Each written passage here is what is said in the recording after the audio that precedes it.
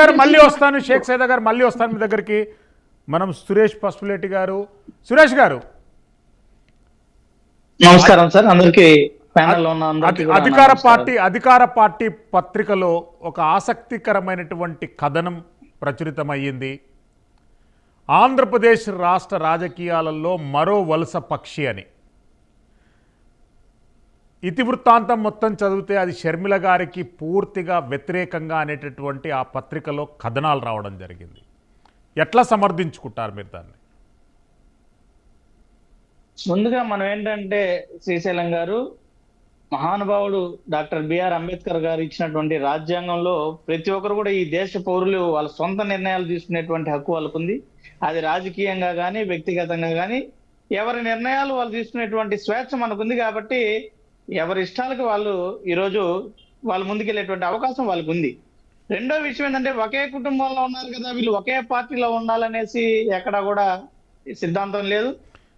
మనం చూసాం తెలుగుదేశం కావచ్చు. సురేష్ గారు అంటే నేను మిమ్మల్ని ఆబ్జెక్ట్ చేస్తున్నాను కాదు, మీరు అన్నటువంటి మాట 100% రైట్. కానీ మీరిద్దరు కలిసి ప్రజల్ని మోసం చేస్తున్నారు, అది మా ప్రశ్న. మీరిద్దరు కలిసి రాజకీయ వ్యవస్థను అపహాస్యం చేస్తున్నారు, అది మా బాధ. మీరిద్దరు కలిసి ప్రజాస్వామ్య విలువల్ని తుంగలో దొక్కుతున్నారు, అది మా ఆవేదన. దాన్ని మీరు గ్రహించాలి. మంచిది. ఇప్పుడు మీరు నిర్ణయిస్తున్నారు, ప్రజల్ని గందరగోళం చేస్తున్నారు, ప్రజల్ని మోసం చేస్తున్నారు, ప్రజాస్వామ్యాన్ని అపహాస్యం చేస్తున్నారని. ఇప్పుడు మీ ముందున్నటువంటి రెండు పార్టీల గురించి కూడా మీరు చెప్పాలి. మరి ఇప్పుడు అదే జనసేన పార్టీ అధినేత తెలుగుదేశం పార్టీని ఏ విధంగా ప్రతిఘటించినటువంటి తీరుని మీరు చూశారు. ఈ రోజు ఆయన మళ్ళీ వాళ్ళ సంకనెక్కాడు. పవన్ కళ్యాణ్ గారు ఇదే నారా లోకేష్ గారిని ఆయన అవినీతి మీద ఏ విధంగా విమర్శలు చేశారు, మరొకటి తెలుగుదేశం పార్టీ అధినేతని ఏ విధంగా విమర్శలు చేశాడు. మొత్తం తెలుగుదేశం పార్టీని 2019లో అనంతపురం రాయలసీమలో వేదికగా ఈ రోజు వీళ్ళ కుంభస్థలం మీద కొట్టి తెలుగుదేశం పార్టీని మోకాళ్ళ మీద కూర్చోబెడతాను, తెలుగుదేశం పార్టీనే లేకుండా చేస్తానని మాట్లాడినటువంటి పవన్ కళ్యాణ్ గారు ఈ రోజు అదే తెలుగుదేశం పార్టీని ముందుకు తీసుకురావాలా, చంద్రబాబు నాయుడు ముఖ్యమంత్రి చేయాలని చెప్పి ఆయన అభిమానులు మోసం చేయడం, అది మీకు ప్రజాస్వామ్య విలువలను కాపాడినట్టుందా? ఆయన సొంత అభిమానుల్ని మోసం చేసేటువంటి రీతి ఏ విధంగా ఉంది? ఇది న్యాయబద్ధమైనటువంటి విషయమా? ఎవరైనా అంగీకరించేటువంటి విషయమా? ఇది స్వార్థ రాజకీయం అంటారా, కుట్ర రాజకీయం అంటారా, లేదా ప్రజా ప్రయోజన రాజకీయం అంటారా? ఒకసారి ఆలోచించాలా. మనం రాజకీయంలో ఏ పార్టీ అయినా కూడా సరే విలువతో ముందుకెళ్లాల్సినటువంటి పరిస్థితి ఉంది.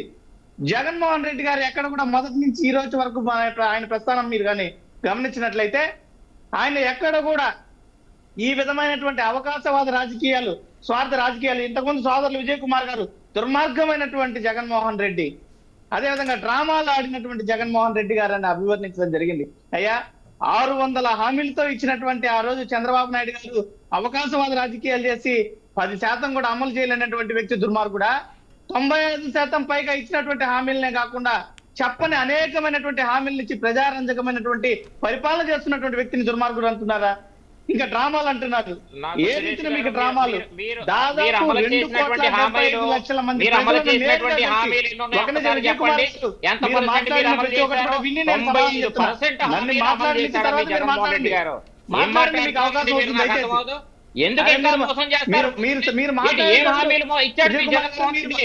ఈ రోజు ఏమిచ్చారు చెప్పండి? అన్నా క్యాంటీన్లు పెడతారని చెప్పి రంగులేసి 1100 కోట్ల రూపాయలు దుర్వినియోగం చేశాడు. అదే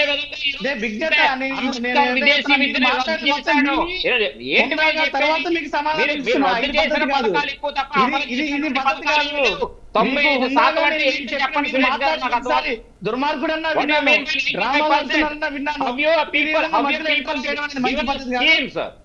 సోషల్ వెల్ఫేర్ స్కీమ్స్ లో ఎస్సీ ఎస్టీ కార్పొరేషన్ నిర్వహణ చేశారు. ఎస్సీ ఎస్టీ సప్లా నిధులు ఏం చేశారండి? విజయ్ కుమార్ గారు please let him speak. Vijay Kumar గారు ప్లీజ్. విజయ్ కుమార్ గారు సురేష్ గారిని కన్క్లూడ్ చేయనివ్వండి. ఇది కరెక్ట్ కాదు.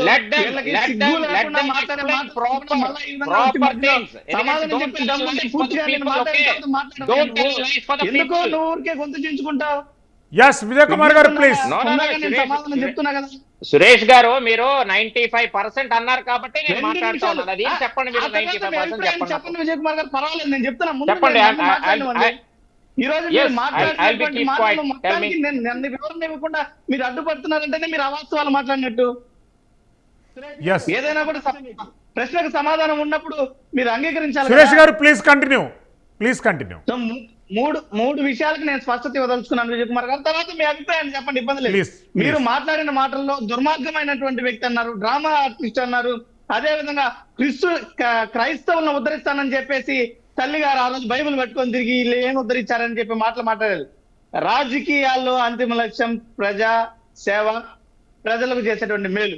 కుల రాజకీయాలు, ఓటు బ్యాంకింగ్ రాజకీయాలు, మతాల ప్రస్తావనలు ఇవన్నీ కూడా మీలాంటి ఈ యొక్క అవకాశ రాజకీయాలు చేసేటువంటి పార్టీలు ఆలోచించేటువంటి విధానాలు. బైబిల్ పెట్టుకొని తిరిగారు, లేదంటే క్రైస్తవుల గురించి మాట్లాడారు. ఎక్కడ కూడా గతంలో జగన్మోహన్ రెడ్డి గారి గురించి మాట్లాడేటప్పుడు కానీ విజయమ్మ గారు రాష్ట్ర ప్రజలను దృష్టిలో పెట్టుకొని మాట్లాడారు కానీ క్రైస్తవుల్ని సపరేట్ గా, ముస్లింలను సపరేట్ గా, హిందువులను సపరేట్ గా ఎక్కడ కూడా మాట్లాడాల. రాష్ట్ర ప్రజల గురించి మాట్లాడడం జరిగింది. పోతే దుర్మార్గమైనటువంటి పరిస్థితులు జగన్మోహన్ రెడ్డి గారు తీసుకొని వచ్చారనేసి అన్నారు. మీరు చెప్తున్నారు నేను ఇందాక 95% హామీలు అనేసి అంటే మీరు ఎక్కడ చేశారు, ఏం చేశారంటే ఈ రోజు లబ్ధి పొందేటువంటి లబ్ధిదారుల్ని ఒకసారి మీరు ప్రశ్నించుకోవాలా, లేదా మీకు లెక్కలు లేకపోతే తర్వాత దీని మీద ప్రత్యేక డిబేట్ ఏర్పాటు చేయాలని నేను మీకు పూర్తి స్థాయి లెక్కలతో ఇచ్చేదాన్ని కూడా నేను సిద్ధంగా ఉన్నాను. రెండో విషయం, గతంలో మీరు మీ పార్టీ తెలుగుదేశం పార్టీ చేయలేనటువంటి ఈ రోజు రాష్ట్రంలో మెడికల్ కాలేజ్ తెలుగుదేశం పార్టీలో ఉన్నట్లయితే కొత్తగా Yes, సురేష్ గారు, I'll come to again. పోర్టుల పరిస్థితి ఏముంది, Yes. రోడ్డుల పరిస్థితి ఏముంది, బాబు ఇవన్నీ మీ పాలూరు గారు, పార్టీలో అభివృద్ధి ఓన్లీ చెందితే బాబు పాలూరు గారు ఆన్ స్క్రీన్ ప్లీజ్. సురేష్